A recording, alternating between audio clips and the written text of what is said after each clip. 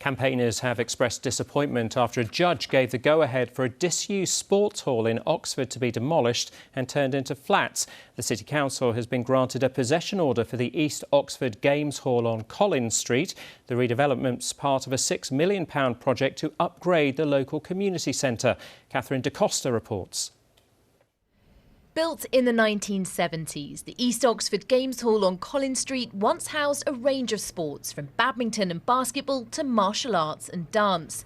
Despite being derelict, campaigners have been fighting to save the facility. Not everyone can afford gym memberships. Places like these for recreation, for leisure, for just socialising, just places where the community can come together is so important. Oxford City Council's planning to build 14 shared ownership flats on the site and housing at 2 other locations to part fund the redevelopment of East Oxford Community Centre. Campaigners occupied the Games Hall for 3 weeks in June, holding workshops, events and activities before being evicted.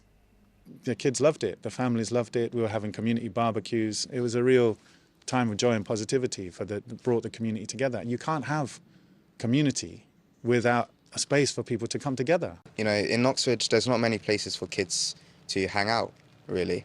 So this is a beautiful place for workshops, a study space for them, music workshops, they can grow food, send food to food banks. A small demonstration was held outside Oxford County Court in protest at the loss of community sports facilities in the city.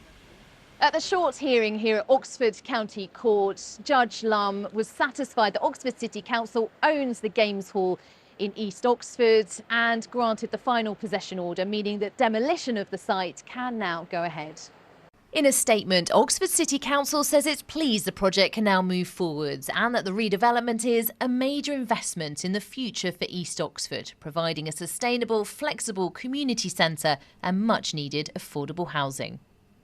Demolition work on the old Games Hall site is due to start next week. Catherine Da Costa, BBC South Today.